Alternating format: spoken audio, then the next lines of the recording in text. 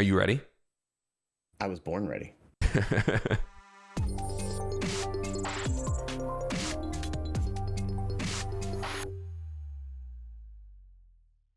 Welcome everybody to episode 8 of the Stock Guy and AL3X Show, a brand new podcast that covers topics around the world, business news, markets, money, sports. If people are talking about it, then so are we. The Stock Guy and AL3X Show can be watched, listened, and viewed on YouTube. It can also be downloaded and listened to wherever podcasts are downloaded. Follow the show on Twitter, Instagram, LinkedIn, TikTok, and all the major socials for clips, moments, and information about new episodes. Check this man out. Looking like Gardner Minshew. We were literally just talking about it, and I said we have to go live so that way we can address this and have the conversation recorded and memorialized. Looking like Gardner Minshew. You said your wife said the same thing, right?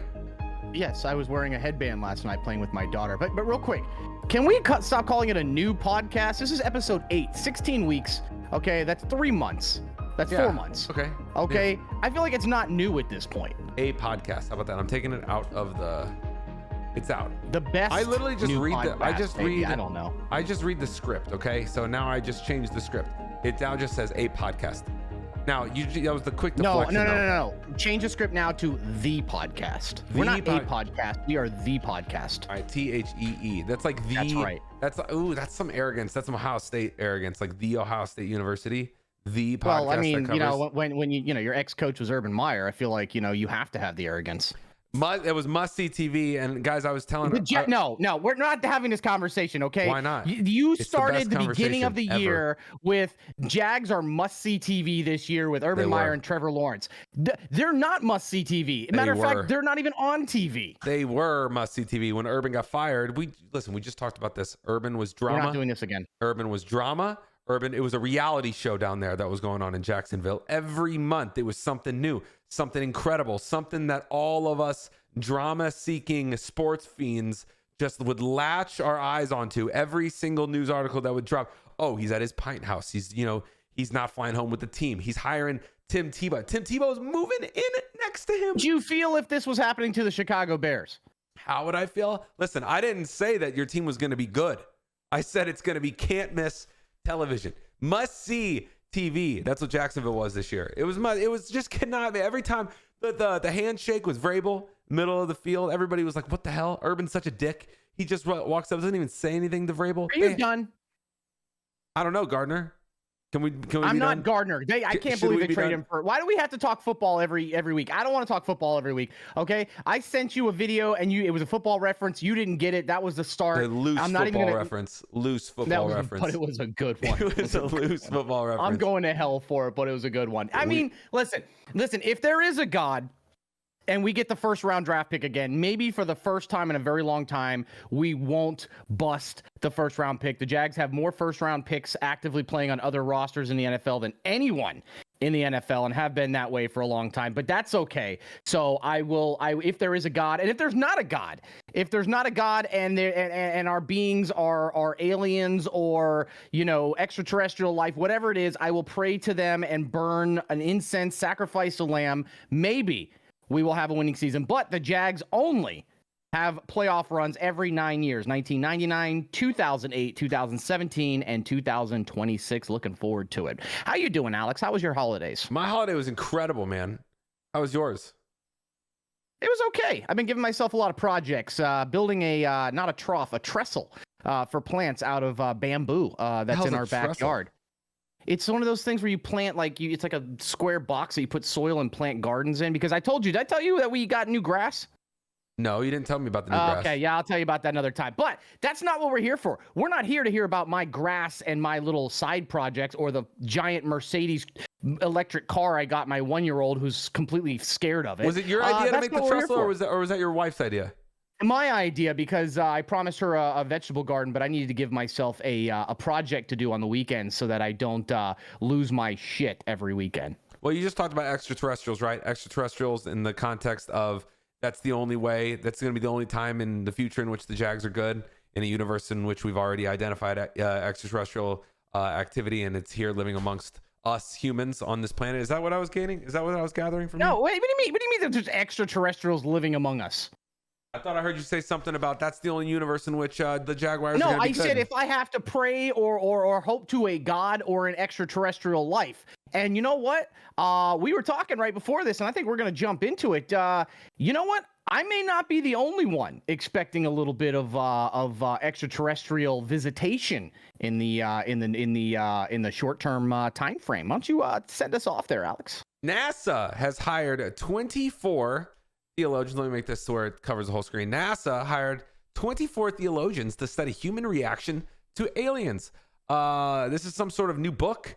NASA's playing around with theology, trying to understand what's going on with aliens. It says, between heaven and earth, where do aliens fit in? That's the question that NASA hopes theologians at the Center for Theological Inquiry in Princeton, New Jersey can answer in a recent effort to understand how humans will react to news that intelligent life exists on other planets. University of Cambridge religious scholar Reverend Dr. Andrew Davison, who also holds a doctorate in biochemistry from Oxford, is one of 24 theologians enlisted to help with the project. In a recent statement, Davison says his research so far has already seen just how frequently theology and astrobiology has been topic in popular writing during the previous 150 years.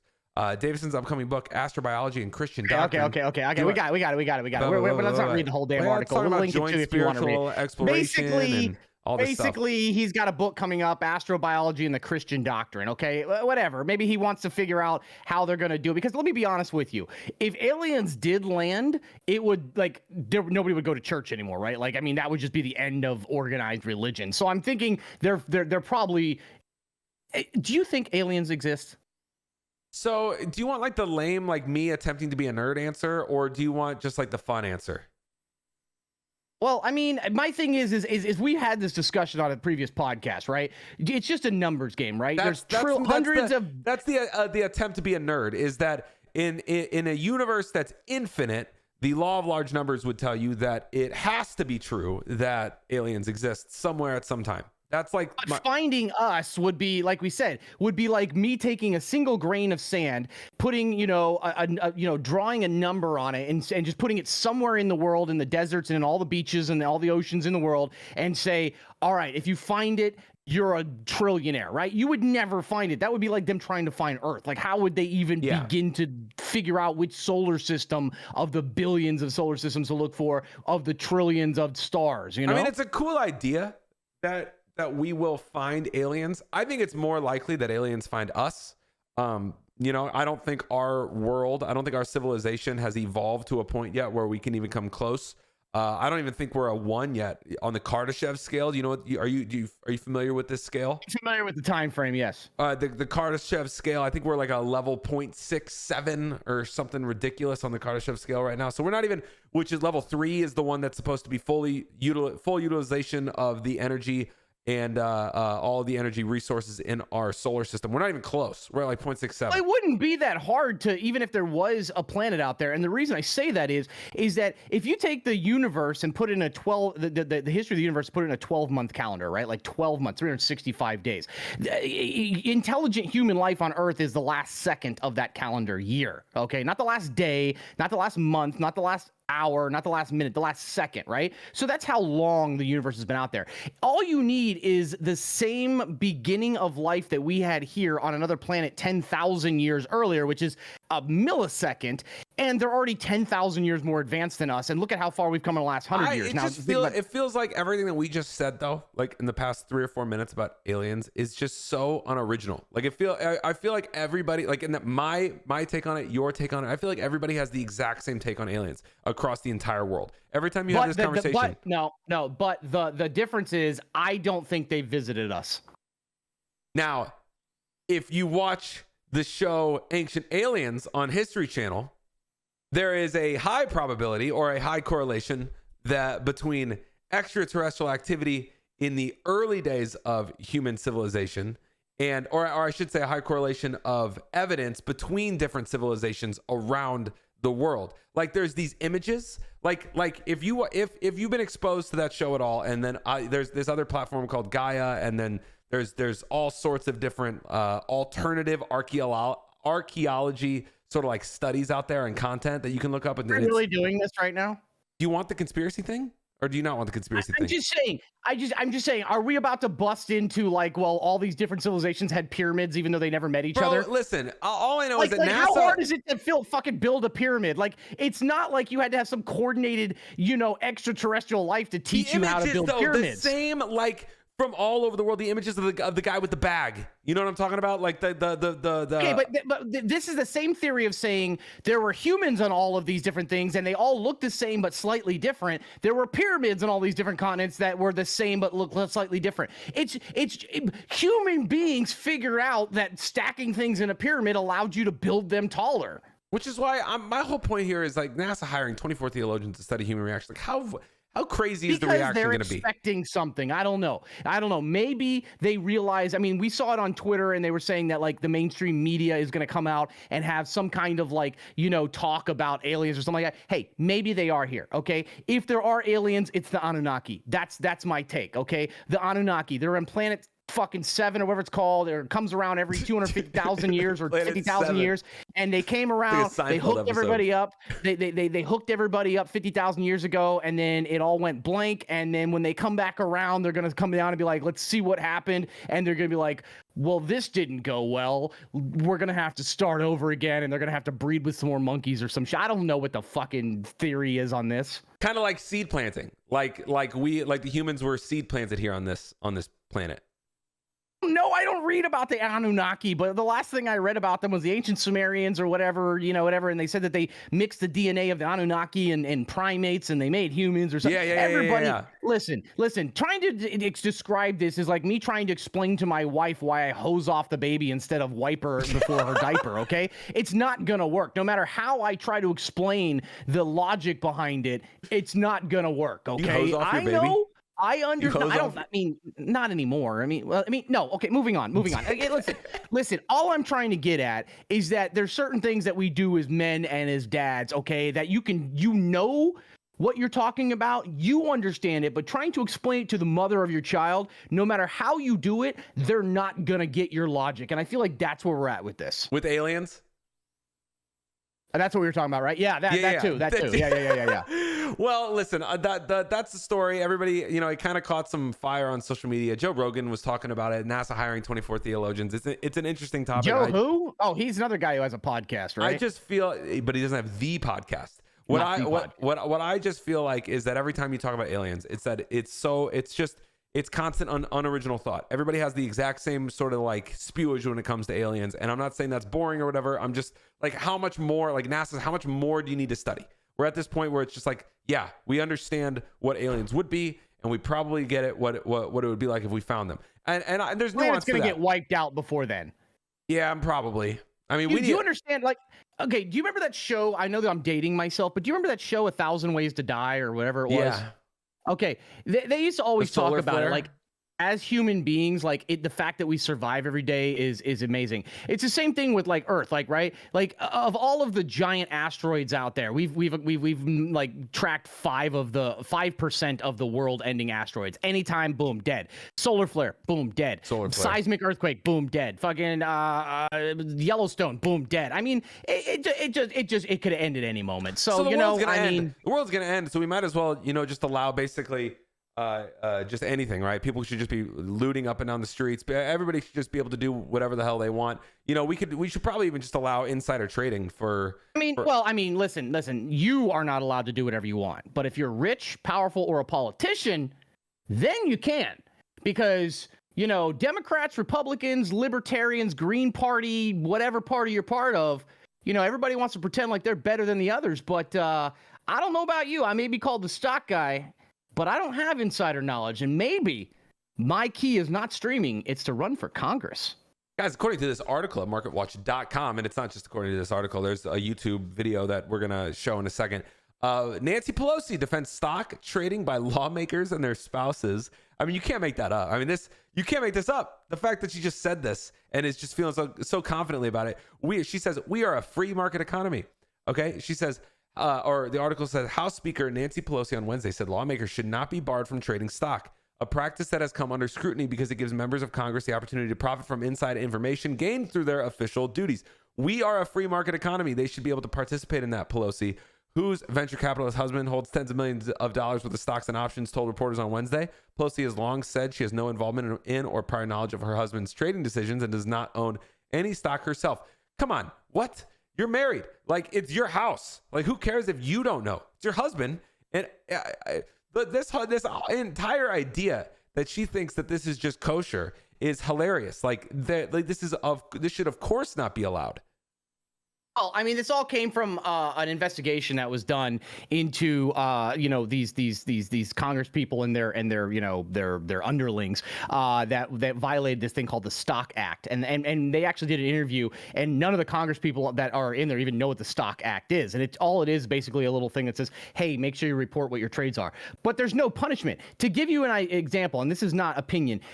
Right before COVID came to the United States, there was a group of Congress people who were on the board of this, and they went into a private behind-the-scenes meeting to talk to these scientists and these virologists to find out what was going to happen and what the possibilities and outcomes were. They left the meeting, they went and sold all their stocks. Sold their retail stocks.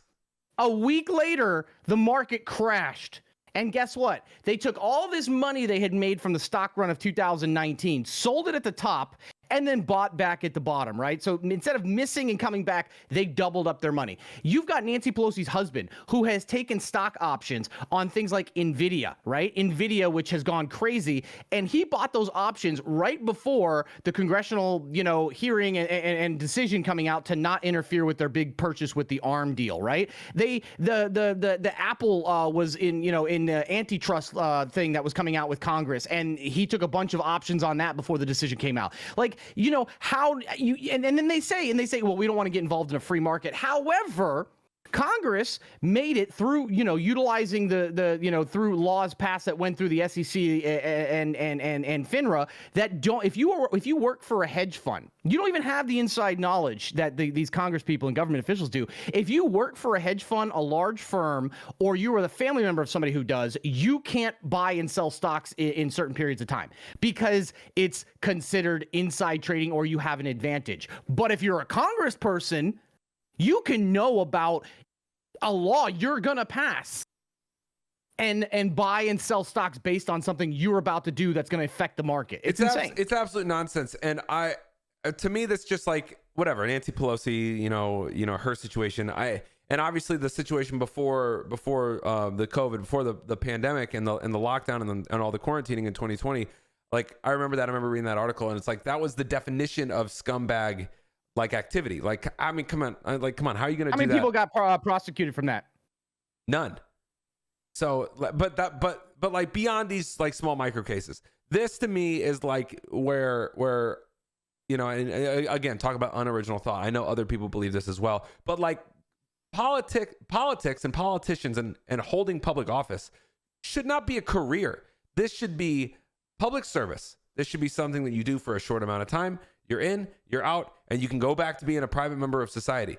I mean, these career politicians that wanna be one thing and then also be another. It's like having your cake and eating it too. It's like you want to set the rules and you want to play the game. Like there should be a short moment in time where you're allowed to be someone that sets the rules. You should be compensated for it fairly, and you should be then forced to move on. This should not be a career of anybody's. No one should be able to just be in politics forever, because then you start getting all twisted up into like this Pelosi conversation. Like, yeah, okay. Yeah, but the people who are in charge of the laws that would stop would cause or create term limits or stop money from flowing into politics are the people that benefit from it. So why would they do that? No, they wouldn't. But this is just me, a guy with a coffee company, talking to a Gardner Minshew lookalike on a podcast. All I'm saying is that it should be a community service. You look like a goddamn clearance rack at Walmart, great value Ryan Reynolds. I just want you to know that. Like, if there was a great value Walmart version of Ryan Reynolds, but it wouldn't sell and had to go on the clearance rack, that would be you. Guys, that's how you know we got him. That's how you know we got him. He was just letting you know. Cold listen, for Gardner a second. Minshew is a great thing. I wish I was a successful, good-looking man with hung and banging. I'm not wearing any pants, actually. Do you want me to stand up? Sure, go ahead. Let's call that bluff. Do you really want me to show my underwear on this? Let's call that bluff. No, I'm not doing it. I'm not doing it. Because I'm going to get in trouble. That's okay. If you get in trouble, we can just ship you off to some faraway land. Wait, I'm not on my stream. I can stand up. You could do whatever you want, and then we could have Ryan put like a little like TSGA logo like over, you know. But is he just gonna put like a little censored thing here? Yeah, I know he definitely could. But no. if you get in trouble, we'll just banish you off to your homeland. I'm just gonna sit here with my legs wide open and enjoy the breeze. Okay. We'll banish you back off to your homeland. You're just gonna have to go back to the Hawaiian Islands. Maybe going back to the Hawaiian Islands. I don't care if I'm an island boy or not, but if I do go back to the Hawaiian Islands, I'll make sure that I assimilate back into the motherland and not try to colonize the damn thing. I'm also not that rich. According to an article on Star Advertiser, is that where we got this from? Star Advertiser. StarAdvertiser.com. Facebook founder Mark Zuckerberg has bought more land in Kauai, including the Kaloko Reservoir. I don't know. I've never been to Kauai, so I don't know about this place. However, the entire story is that Zuckerberg has been amassing all this land in Kauai. And what did you say was going on? Oh, it doesn't look like I'm actually allowed to read any more of this article. So, Stocky, can you brief us on what exactly is going on out there? All right, so Zuck has been buying up a lot of land in Hawaii, owns over 1,300 acres on the island of Kauai. Now, for those who are unfamiliar, Kauai is one of the least inhabited islands of the main islands on the chain. And we're not going to talk about Niihau because that's only like locals are allowed, or like natives are allowed to live there. Molokai and all those are more like farmland. So Kauai is one of the least populated islands, and because it has the least land to live on. It's a very mountainous volcanic island, right? It's very rugged. So there's not a lot of land. Zuck owns 1,300 acres, which is a very massive amount of land on this island. And there's been documentaries and there's been a lot going on about how he's basically colonizing the island. Now you got to think about this. 1,300 acres of land anywhere in America is very expensive and very hard to come by unless you're Bill Gates, who, by the way, is the largest private owner of land in America. But this is a massive amount. And the locals have stated that he's basically colonizing. It's a white man coming over here and buying up their land, right? Well, he has now purchased an additional 110 acres from a what used to be a sugar plantation that was closed down and went defunct in 2006 because 7 people died. 7 workers died on the plantation, but he has decided to buy up this land. Now, is that, you know, hey, I'm a guy who has money and no one else bought it, so I will? Or is it I have access to it and I'm taking land from locals? What is it? I don't know. You know, I don't want to fuck with the Zuck, but you know, I mean, is it? What do you think? Is this colonization? Is this a rich man buying land that's available? Is it? What do you think, Alex? You know, he's not the first one. You know, Larry Ellison owns like 98% of Lanai. Did you know that? No, I didn't. I don't pay attention to Lanai. Larry Ellison has. Did you just Google that and acting like you knew this? No. We did our honeymoon in Hawaii. Oh, okay, good. And when we were there, we saw like Lanai because we were on Maui and we like saw Lanai and like we were asking like locals about the island chains and they were like, oh, that's Lanai. And we were like, oh, is that one like worth checking out? And they were like, oh no, it's like totally quiet. There's only like 2 hotels there and the rest is privately owned. And we're like, oh, it's literally privately held. And they were like, yeah, Larry Ellison, the founder of Oracle. For those who don't know who Larry Ellison is, has purchased 98% of the island. And I looked into it. He's the one who's actually put the 5-star resorts there. So he's like profiting off of it. You know, it's a investment for him. However, I've been told that he literally purchased it because if the zombie apocalypse occurs, that's where he's going to go. That's where he's going to hold himself up. So he just basically bought himself a private island to keep himself safe. Like, so Zuckerberg, I mean, I feel like that's not the right place to go because as you were saying, Lanai isn't that far from Maui. And no, but how's a zombie going to get across that channel? Well, I mean, how are they going to get to Hawaii anyways? But I mean, what if the zombie apocalypse starts in his hotel there? It could. It's a 4 seasons and it's something else. So, you know, it could just be, you know, some, you know, whoever showing up and then spreading it there. He just wants that's his idea of security is I have this island. See, I'm going to disagree here. If you're going to survive a zombie apocalypse, you need to go to like somewhere cold but sustainable. So maybe something like I mean, Iceland has a lot of people, but, you know, once they run out of power, most of them will freeze to death. So that might be a good option because most viruses don't do well in extreme cold. So I would assume that if the zombie apocalypse occurs before global warming takes over the planet, I would be eyeing like an island, you know, off of, I don't know, north of. Don't ever do that again. Like, I would choose the Faroe Islands because I feel like the Faroe Islands are cold enough that and isolated enough that it would be away and hard to get there. And if there is a virus, you know, a virus that's turning people into zombies, it would have a hard time getting there. And more importantly, it wouldn't survive long. I feel like Iceland might be too cold unless you're in Reykjavik. And if you're in Reykjavik, there's population. You have to wait for them to freeze to death. Too many people there. I don't know, man. Well, there's only 300,000 people that live there, but the thing is that there's like 6 million people that visit there every year. That's too many. Honestly, I don't even know where you'd want to be. Obviously, you want to get away from all the urban centers. You want to get away from. You can't go to Greenland because it's just too cold and there's nothing to grow there. No, definitely not Greenland. I don't even think that part of the world is where you'd want to be. I think maybe you'd want to be like. I feel like somewhere in the Caribbean.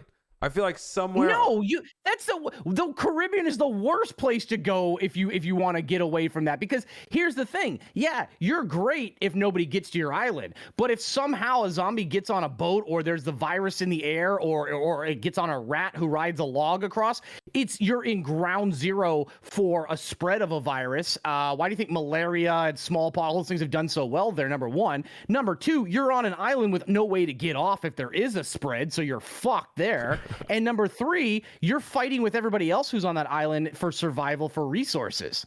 See, and that's where Larry Ellison and now Zuckerberg are trying to get ahead of the game. They're trying to just basically build their fortress of solitude well before it. So instead of being like reactionary and saying, okay, hey, the zombie apocalypse is happening, now let's go find our spot. They're saying, oh, let's build our fortress now, and whenever we need to, we can just relocate.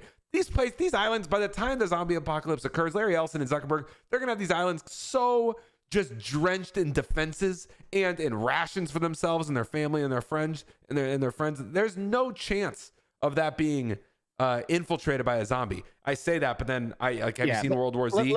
Like where they all. But let me be honest with you. Wall? If there is a zombie apocalypse, I hope I'm like one of the first people to get bit. In a zombie apocalypse?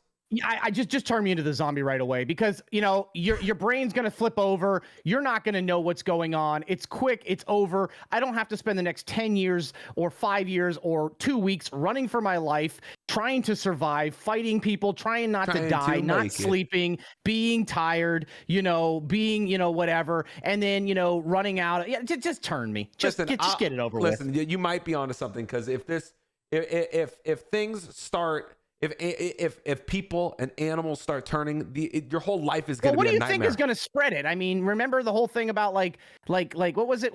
AIDS in Africa? Somebody banged a monkey. That was like the original thing that we were all told back in the 80s or something like that. And then the Wuhan thing, they first blame monkeys. It's always the monkeys. Maybe just go somewhere where there's no monkeys. According to this article at New York Post. What a transition! According to this article at NewYorkPost.com, guys, if a zombie apocalypse hits, or if there's just any sort of monkeys around, bang a monkey. Apparently, just run away. Because according to this article, 2 killer monkeys have been captured in India after a revenge massacre of 250 dogs. I cannot even believe this is a story. This scares me more than the idea of a zombie apocalypse. This scares me more than the idea of extraterrestrials coming and, I don't know, waging war on us. This frightens me because they're here. It's here and it's now. Monkeys live amongst us. 2 monkeys have reportedly been captured in India for killing 250 dogs in a murderous revenge massacre after pooches killed one of their babies. So apparently some dogs killed a monkey baby. Then these 2 monkey babies went completely John Wick on the situation and went it wasn't just those 2. Those were the 2 that they caught. Yeah, 2 have been caught, murdered 250 and it wasn't dogs. Monkey babies that did it. So basically, for those who've never been to India, there's stray dogs everywhere, okay? There are stray dogs everywhere. There's cows everywhere. It's just kind of like a normal thing. So there's a village over there, and the stray dogs got a hold of, well, I guess they were hungry or whatever. They got a hold of one of the babies of the monkeys and killed it.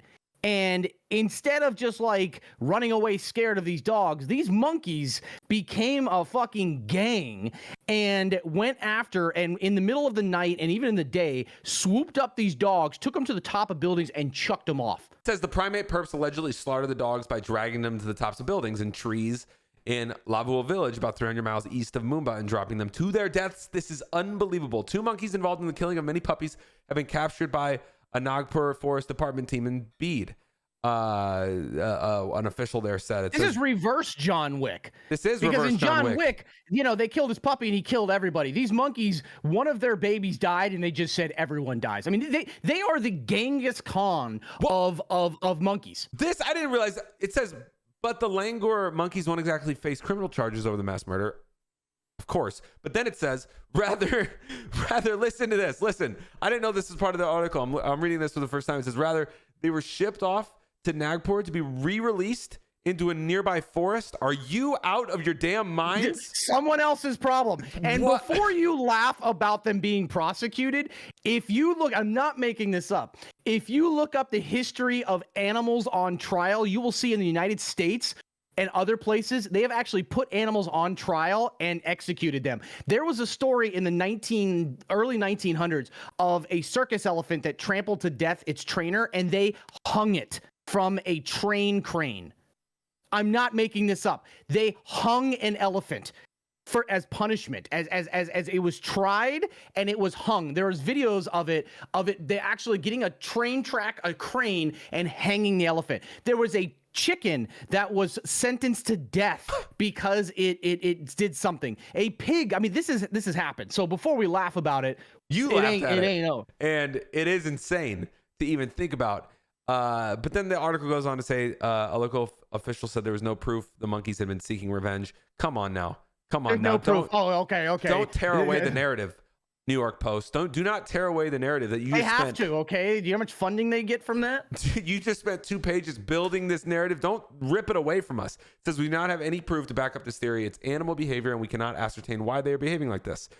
Bro, they're looking for revenge. They started with the dogs killed their baby and they murdered the entire village of dogs, but we're not sure it's connected. They can never. Who Pepsi? Didn't Pepsi do a maybe puppy they should monkey baby commercial? Maybe they should interrogate him. I feel like this was not a well investigated and interrogated a case. I feel like you know, this is kind of like the Ghislaine Maxwell trial where everybody's just trying to hush because somebody knows something, and that's what we see. I mean, Epstein, you know, killed himself, and Maxwell's getting off because she can implicate a lot of people, including princes and former presidents. But you know what? It's always about the news and the clickbait and the headline, and if it's not monkeys and it's not presidents, there's nothing to report. No one's talking about anything anymore. The only thing to talk about is amassing land for zombie apocalypses or apocalypse. What would be the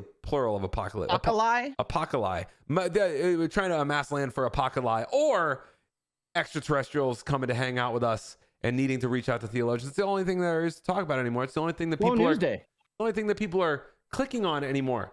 Guys, according to this article on apnews.com, it says media outlets are hurt by the dwindling public interest in news in 2021.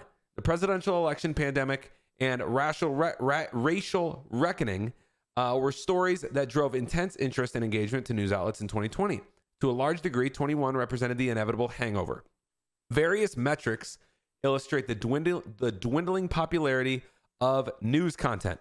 Cable news networks were the main form of evening entertainment for millions of Americans last year. In 21, weekday primetime viewership dropped 38% at CNN, 34% at Fox, 25% at MSNBC, according to the Nielsen Company. I mean, this was beyond predictable. I feel like everybody knew this was coming.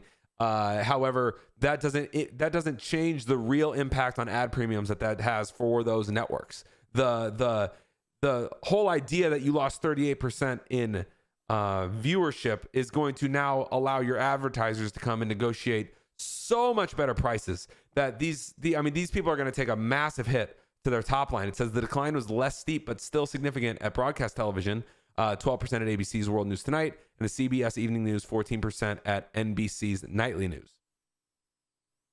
I mean, Trump was unlike the Jags. He actually was must-see TV. Love him, hate him, cult-like, or think the guy is an absolute shithead. People watched him and wanted to see what he was going to do next. Now, is that good as a president?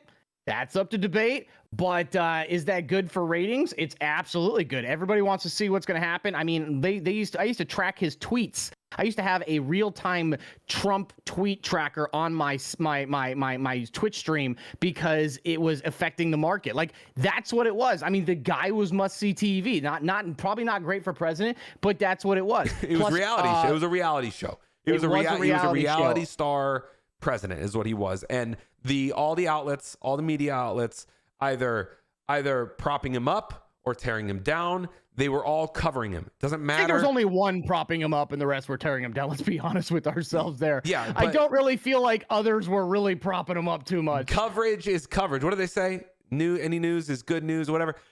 Coverage was coverage. And yeah, this article talks about the beginning. It talks about the election. It talks about the pandemic, which is obviously globe changing and is something that has changed everybody's lives. And then there was obviously the big racial reckoning, is what AP News refers to it as, from 2020. But at the core of it all, at the absolute core of it all, was Donald Trump. Man, he was at the absolute center of that entire world. It obviously caused you to track his tweets. The guy's Twitter account was the most influential Twitter account that the platform had ever seen. The world is still full of news stories. It's just there's nobody that's there that's so you got to watch. I mean, his press secretary had an attitude and was, you wanted to watch that because you wanted to see her do her mic drop that she always did and leave him and stuff. I mean, right now we have Russia trying to invade Ukraine. We have an EU energy crisis right now. We have shootings. We have this, we have that. We have all kinds of stuff going on. Some of the biggest trials in history, but it's just not newsworthy because people aren't as engaged. I mean, but like you said, no news is bad news. And let me tell you something. We didn't talk about this pre-show, but this is something that actually came out today that blew my mind, but makes sense in today's society. Do you know who had the #1 selling album in 2021? Taylor Swift. Nope. In 21? This past year. Who had the #1 selling album? Give me, I want 2 more guesses. So go for it. Taylor Swift, no. Which is crazy because she's like the LeBron of pop music, man. Like literally. Not even close. Okay. Michael Jackson. No. Okay. I didn't know if you were gonna go posthumously on us right there. I'm not. I'm telling you who had the highest selling album. No, I know, but I didn't know year. if the catch to it was that it was someone that had passed or that was dated. I don't know. What genre is it? I'm not giving you that. Okay. Garth Brooks. He's the McDonald's of country music. He's the I'm McDonald's of country. normally not like giving people shit for bad guesses, but this was a bad guess. He's the McDonald's of country music. So perhaps country, the country genre. No. All right, go for it. You should have thought about this because what did I lead in with? Speaking of controversy and having no bad news, okay? The best-selling album of 2021 belongs to Morgan Wallen. Do you know that name? Morgan Wallen. I don't know that name. He is a country star who was run out of the music industry when the video surfaced this past year of him dropping the N-word. Okay? It was all over the news. They canceled him. They canceled his album. They took him off Spotify. They did everything. His album, Dangerous, sold over 3 million copies this year, including streaming. Do you know that's double Adele's new album? Why? What the hell? Why? Because he got some coverage? Because he was banned from everything? Coverage, and there's so much controversy, and his name was everywhere. And then you've got the people who were like, well, that doesn't, mean that he's this, that, or whatever. It brings eyes. It brings attention. And that's why this man, and a lot of people are going to say, well, that's just because America's racist and everybody wants to support a racist person. No. There's people that do that too. But like we were saying with Trump, it's about creating a controversy and having your name. That is the name of the game. Why do you think TikTok Did you know TikTok was the #1 visited site in the world last year? More than Google? If you would have asked me to guess what platform had the most visits, I probably would have said TikTok. And do you know why? Because it's all about clicks, and it's a race to the bottom. Who can have the craziest, most outrageous, most controversial, most spread, most viral video? Doesn't matter if it's good, bad, or indifferent. And advertisers are starting to get to the point where they're even getting to where they're like lowering their guidelines and their standards. There was a time back in 2012 when the fappening, no, not the fappening, Jesus Christ, the my God, I can't believe that just came out of my mouth. When the adpocalypse happened, and YouTube was like taking down everything because of some stuff that was on there. Nowadays, advertisers and a lot of companies are like, you know what? If this is what's bringing eyes, we may have to put our brand there. Maybe not on that specific video or that content, but on this creator's page, because they're bringing in eyes, and that's how we have to sell. It's a race to the bottom to be the top. Morgan Wallen's #1 song on Spotify has 392 million plays, bro. He's got another one that has 250 million plays. I didn't know if, so I got a country playlist on my Spotify that I listen to all the time, and I didn't know if I had inadvertently like added a Morgan Wallen song. I haven't, so I don't know who this person is. You're gonna have to add it now. But this person has a ton, like 100 million listens. Like, Jesus, I mean, man. look, right now, this right here just brought his name awareness to somebody else. And you won't admit it on stream, which is good, but you'll probably listen to it afterwards and be like, I wonder what everybody's so into about it. And, you know, it is what it is. I mean, that's how society is today. Why do you think I wouldn't admit it on the show? You support racists? No. I told you that this man's a racist. But he's the number one. Are you going to listen to his music? He's the #1 selling. So if someone is popular but racist, it's okay. See, that's the weird dichotomy here. Is that nobody likes him, right? There's a loud conversation. Listen, in today's society, I've told you this before, and I've learned it myself.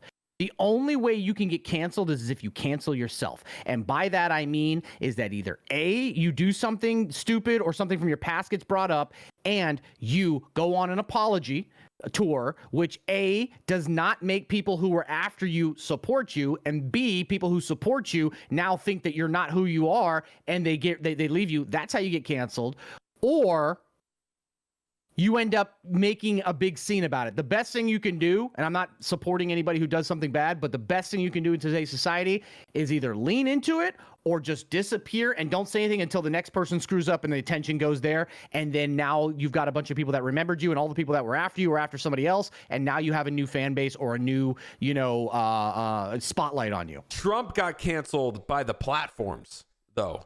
The platforms canceled Trump by deactivating all of his accounts. They did that, but do you think that made people stop thinking about him and talking about him? No, like I still think the Trump brand is probably one of the top 25 just brands in the across the globe right now. So if he he's getting a lot of shit right now because he's come out in support of vaccines, but that's another conversation for another podcast. That we can say that for the next one. So just putting a bow on the media. On the declining media ratings, guys, the Trump era saw explosive subscriber growth for some digital news sites like the New York Times and Washington Post. Yet readers aren't spending as much time there anymore. Comcast or as much time there. ComScore said the number of unique visitors to the Post site was down 44% in November compared to the November 2020, and down 34% at the Times. Obviously, you're gonna have those natural peaks for any election, right? But I feel like everybody understands the most previous election was anomalous in the sense that there was a lot going on in the world, not just an election. So this sort of dip was inevitable, but it is a massive dip. Like, this is an incredible dip. Oh, those are insane numbers. 44% for the Post, man. I mean, listen, they've fallen off harder than I have. Yeah, big time. Their ad premiums are going down the complete opposite way that home pricing in this country is just skyrocketing. So people are spending less time watching news and they're spending more time actually doing stuff about their life, listing homes, getting somewhere, moving somewhere new. Every week we talk about how we're going to get into the Canadian housing market, and we never do. But we always somehow get to the United States housing market. But yes, housing prices are still skyrocketing, even though everyone thought it was going to cool off. Why don't you take us down that lane there, Alex? Go ahead, Stocky. I'm going to go ahead and freshen their drink for them. Get ready to talk a little bit more about home prices. Not in Canada though. In the United States, guys. According to this, we'll get there. Canadian housing, we'll get there. According to this article on CNBC.com, U.S. home prices have surged 18.4% in the month of October.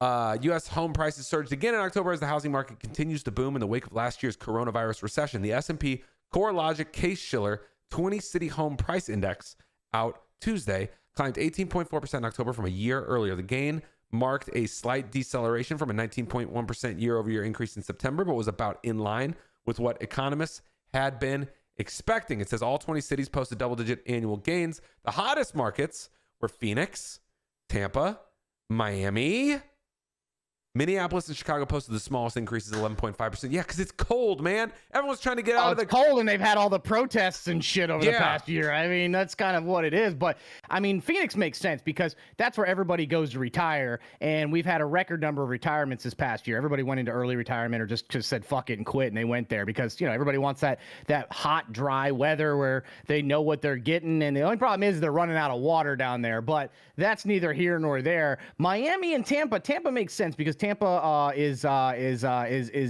blowing up, and the weather is a little bit better. The Bucks won the Super Bowl. Nobody gives it. That's not why that people was are huge. fucking buying houses. You think big. Do you think that 23% increase in or 28% in home prices because Super Bowl? Yeah. No. If that was the case, then not all 28.1. Why didn't St. Louis see that when they won the Super Bowl? Not all 28.1, but because we don't live in an awesome environment like Tampa. Did you see the parade? Okay, once again, everything I said was about the awesome environment. You brought in the NFL and the Super Bowl. Yeah. I said, obviously, if it was a Super Bowl that had a correlation, then when St. Louis and the greatest show on turf won, everybody should have had housing prices go up in St. Louis. Let me tell you what happened. The Tampa Bay Bucks won the Super Bowl, and then everybody in February saw the parade. The parade they had on boats, and everyone was partying on party boats. Tom Brady got hammered. Heat did that like 3 years in a row when they won the NBA championship. If a city can loosen up Tom Brady and make him a party Chad,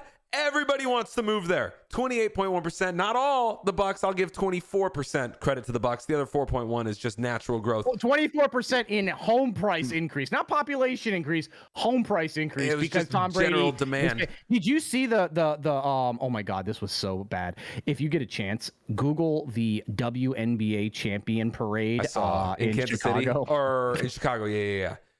Yeah, I saw it. It was not the only people on the sides of the roads were their family members. It was not a great look, and you feel bad, right? Because that's bad. Like, that's bad. No, I don't feel bad. You do feel bad. No, I don't. And you know bad. what? I will say this right here, right now, and I will be controversial as shit.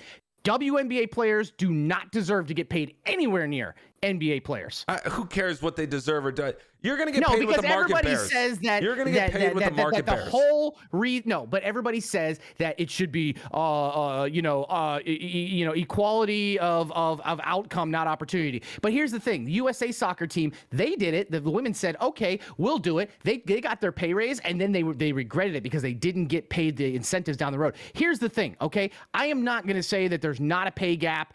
Difference between men and women. Obviously there is. There's several factors that go into it, including time at work, and the type of jobs, and the time off, and and the education and stuff like that. And my argument to the whole point of is, if women were really 30% cheaper, then we would just hire all women. I'm not going to get into this controversy because there are certain industries where women are underpaid, and a lot of it has to do with several factors, not just sexism, but also for the fact that a lot of women and I told my wife this, and she realized it, that was less likely to negotiate for salary. I'm getting into a whole nother conversation here, but I'm sorry. If 9 people show up to your games, you don't command $10 million a year. Why not?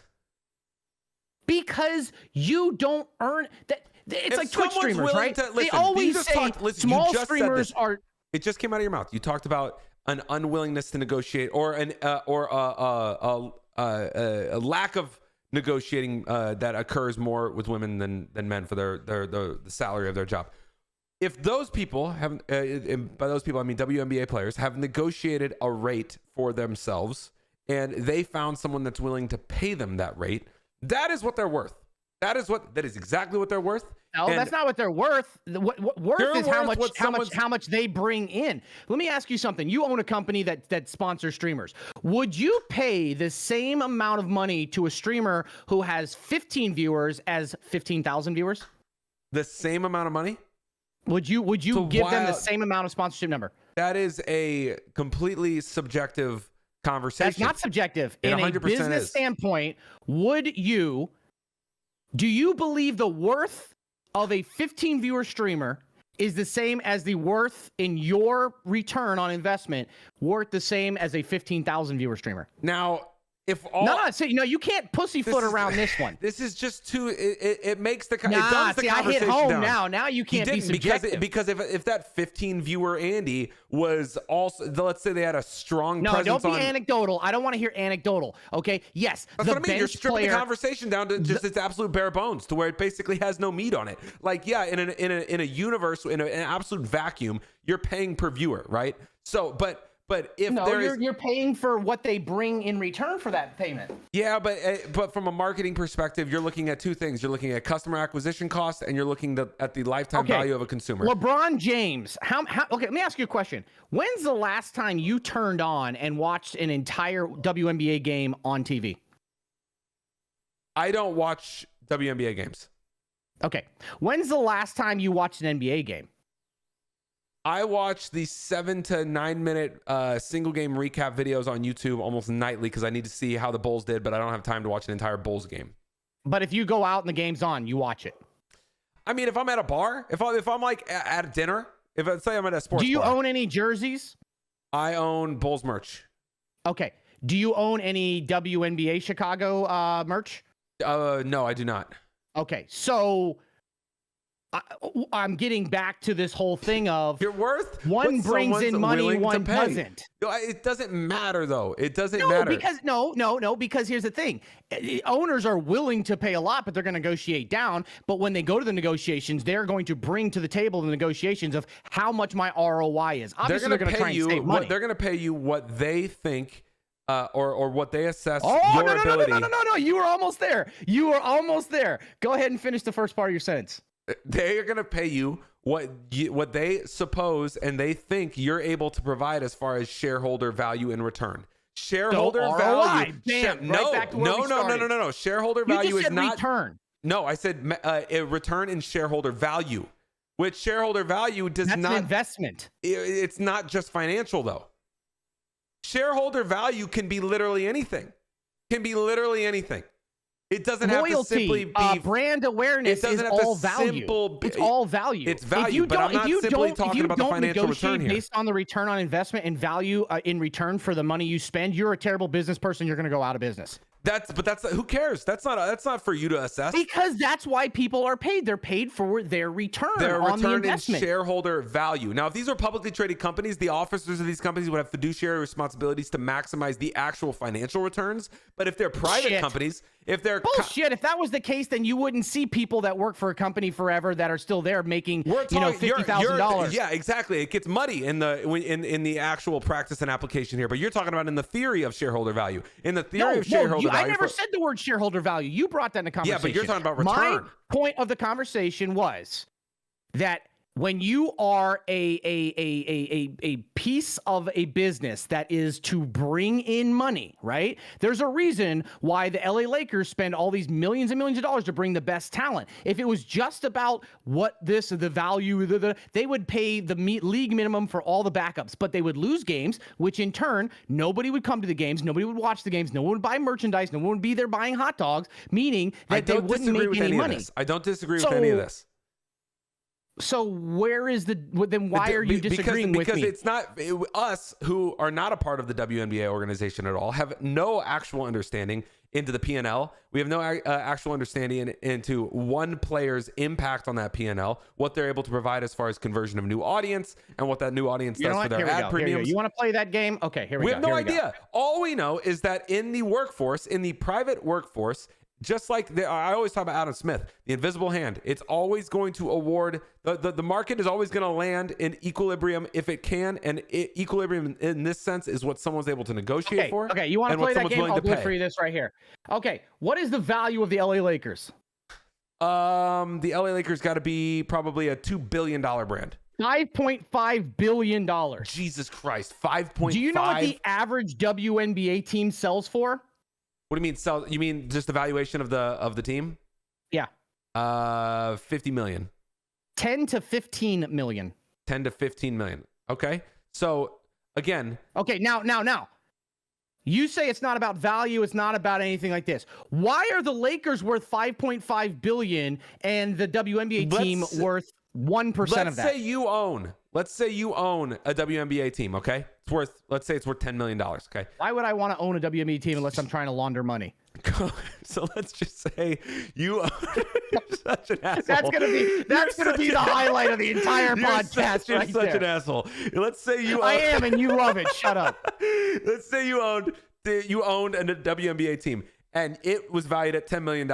If you supposed, let's just say you had a hunch as an investor, as someone who has money to invest in something that's worth $10 million like that. Let's just say you had a supposition that property was going to be worth $1 billion 10 to 20 years from now. You would invest in that now. Your value is in a long-term investment horizon, not a 12-month investment horizon. WNBA teams have lost value over time. And the reason is that because due to collective bargaining agreements and players demanding more money, they are making less money on their return on investment. Therefore, the debt to asset ratio has tightened, meaning that instead of watching it go from 1 billion to 2 billion to 5 billion, they've gone from 15 million to 17 million to 12 million to 11 million. Why would I buy a depreciating asset? You're assuming that every owner of a WNBA team operates and has the same rationality as of an investor as you. No, there's only two reasons. I already said one of them, which is money laundering, or because you want to make your wife happy and you don't know what to get her for Christmas, so you buy her a WNBA team. Sometimes people get bored, man. They have too much money, they get bored, and they buy stuff, and they want to take just random risks, or they just have a random. They buy fine art, not fucking. There's no they would make more money supporting the local Pee-wee football team with jerseys than they would buying a WNBA team. That is literally go buy a laundromat if you want to. Whoa, I don't mean laundry because of women. Hold on. Go buy. I meant because of money laundering. Holy shit, this is getting the wrong. This is not where I meant to go. Yeah, you know this is exactly where I meant to go. You look like an asshole, and I look like the good guy. Hey, did you see that Spider-Man made a lot of money?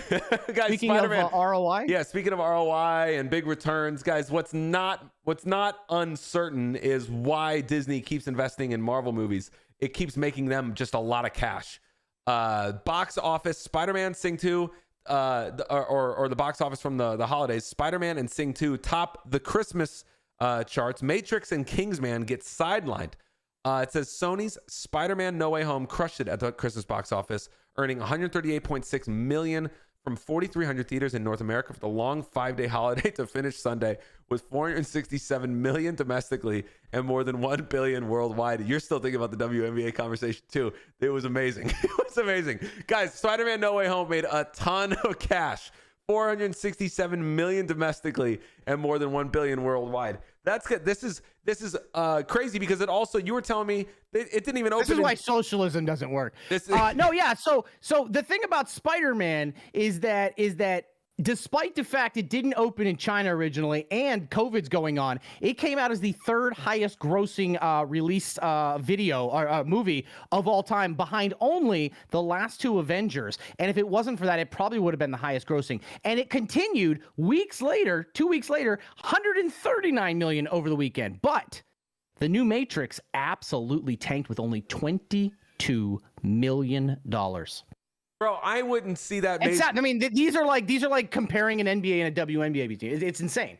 Matrix has been advertising to me as much as the Pizza Hut triple treat box has been advertising to me. I don't know if you've been seeing that. The Pizza Hut, they have the 2 pizzas and there are 3 pizzas. I haven't eaten Pizza Hut since I delivered for them when I was like 20. Either way, it keeps advertising to me about this box that has 3 pizzas in it or whatever. And Matrix has been right there advertising to me just as much. But it did not even occur to me to see this movie because all these reboots, we talked about this, reboots have a tendency, random reboots like this have a tendency to just absolutely flop. And what I saw on social media over the weekend was people absolutely just destroying this movie. I haven't seen it, so I can't speak to it. I watched it this weekend. It wasn't terrible if it was a standalone movie and it wasn't The Matrix. So I think if it was like its own movie, I wouldn't have had a problem with it. But watching it, knowing what's going on, it was obviously a cash grab. Did not stay true, in my opinion, to the original Matrix. They tried to just remake it with new characters and keep some of the old ones for the star power. I feel like, Keanu Reeves coming off of the John Wicks, they figured now was the time he's a hot commodity. Now's the time to do it. But it wasn't. But you know what? Can I be honest with you? I would rather watch this again than watch Matrix 2. That's how bad Matrix 2 was. I'm sorry. Matrix 2 was a fucking horrible movie. I don't even know if I remember Matrix 2. Matrix 2 or 3. It was so bad. The only thing I ever remember from Matrix 2 was the two fucking weird twins with the white dreadlocks. That's all I remember because it was that bad of a movie. Matrix 1 was awesome. Matrix 3 was pretty good. Matrix 2, I just pretend didn't happen. There was a funny who was it? Jerry Seinfeld and Zach Galifianakis. Have you ever seen comedians in cars getting coffee? No, I have responsibilities. Okay, so there's a Jerry Seinfeld talk show. He had Zach Galifianakis on. I actually have a successful stream too. Zach Galifianakis had it. You keep trying. You're not gonna. You thought you were gonna give me that first one. What? I'm sorry. Keep trying. Value. Right, hold on, Gardner. Hold on, Gardner. So Zach Galifianakis has a show called Between Two Ferns, and Jerry went on that. And Between Two Ferns has kind of dry humor. And Jerry Seinfeld asked Zach Galifianakis. He goes, "Do you think that The Hangover would have been considered a classic if you didn't sell out and make Hangover 2 and 3?" And he was I saw that. Yeah. He was like, "Oh, so you have seen this? So you do have time?" Okay. It reminded me of. No, I didn't see comedians in cars watching whatever because I don't have time to watch full episodes. But I did see the YouTube clip of that that moment. Yeah. So that reminds me of The Matrix. Like The Matrix, obviously everyone loves The Matrix. People still talk about it as a classic. At least they came back. 3 was better than 2. Very rarely does a trilogy get better. I guess maybe because the second one was so bad that the third one kind of held up better. Yeah. But it was rough. There was also, what other movie were we talking about before we were going to add to this? Spider-Man, Matrix, Batman. There's a new Batman movie. Oh God, how many Batmans are we gonna go through? It's got a guy. He was a vampire at one point in time, and girls love him. It wasn't a vampire. That was a glitter kitty that sucked things, and they were like, "Hey, let's make it blood." All right, guys. Listen, there's been a lot going on in the world. Everybody, make sure you have an incredible new year. I hope your Christmas was incredible. I hope your holiday season was incredible. Stocky, I know yours was. Specifically the video. Building a trestle. Yeah, you are building a trestle. That's a nice little project that I would have assumed your wife would have wanted, but you just randomly said I'm building a trestle. No, my wife did want it. Okay, there we go. We're getting a little bit. Oh, wait, no. Are you trying to say that you would assume that my wife would be the one building it because women belong building arts and crafts and not? No, I was saying that I literally said wanted it as if your wife wanted you to make that. I didn't know you knew what a trestle was, is what I'm saying. I didn't. I called it a trough, and I was corrected on stream today that it's called a trestle. Okay, well, have fun building your trestle. And I tell you, very challenging. I don't know if I could do that. Last thing, real quick, did you hear me talking about that I shit talked my 1-year-old? I've hit a new low as a father. So my baby was sleeping 2 nights ago, and we were doing chores around the house, and so she finally fell asleep. So we come back into the back bedroom, we're folding laundry, and we're kind of like, we got some time, and we kind of like, all right. So we were fooling around a little bit, got into it, got done, whatever like that. Got back to chores. Baby starts crying. Baby's hungry, right? So my wife goes in to breastfeed the baby. I'm still doing chores, and she goes, "Hey, honey, can you get me, babe, can you get me some water?" So I went and got water, and I brought it in there. And I looked down after I gave her the water. I saw the baby was breastfeeding, and I looked at the baby, and I said, "Enjoy my sloppy seconds." Oh my God! And I walked out. That is your daughter, man. That is your daughter. I'm not sure if I should have dabbed, but I was like, don't dab with that handlebar mustache. Actually, do dab with that handlebar mustache and make sure it's recorded. Ya dig. Guys, hopefully 2022 has some better terms than 2021. Are we over time right now? Just a little bit. Guys, going into the next year, going into 2022, looking back into 2021, here are the top 12 terms used on the internet. Day 1, to the moon. Day 2. That's what made me successful. Thank you, GameStop, for allowing me to have a career. To the moon. Then metaverse, inflation, YOLO trade, infrastructure, SPAC, transitory, supply chain, NFT, HODL, the fundamentals. HODL. HODL. This isn't Game of Thrones. HODL the door. And the last one, guys, is Web3. Those are your top 12 terms of 2021. Let's get to better terms for 2022. Oh shit, this is our last podcast of the year. This is the last one of the year. Big, huge, miggity, massive, big. Guys, we're going to be back. You got any New Year's resolutions this year? Yeah, to have an amazing 2022. That is such a fucking cop-out. I swear to God, every time we have a conversation, you're the biggest cop-out son of a bitch ever. Yeah, no, WNBA players should be paid more because... Just you're paying what you're worth. If you can convince someone to pay you that money, that's what you're worth. They pay you Obviously, that money, that's what you're worth. So what do you do if you're not worth that much and you want more money? Then what?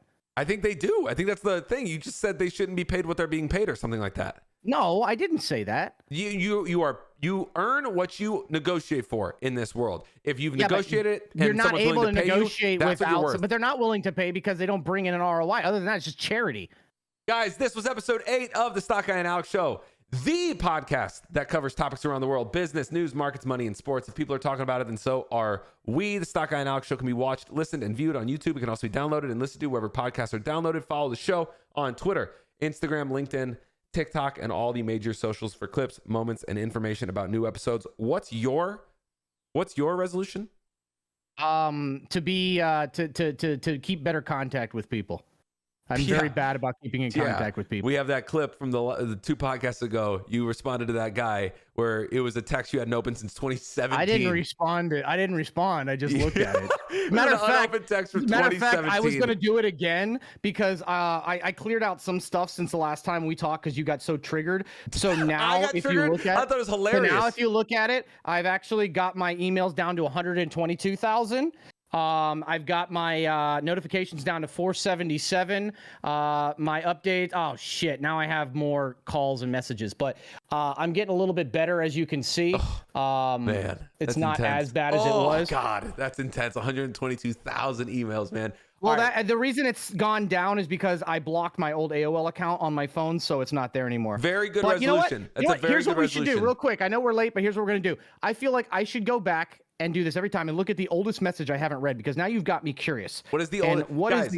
Stocky has how many? What did you say? 2,000 missed text messages? Is that what it was? Doesn't matter. Guys, he has 2,000 missed text messages dating back to 2017. My last non-scam or notification text message that I did not respond to is actually, it wasn't that bad. Here we go. Where is it? This is from October of 2017. Not that bad. What are you talking about? 4 years. Oh, wait, who is this? I'm leaving the front door open. Our flight is delayed. Julia?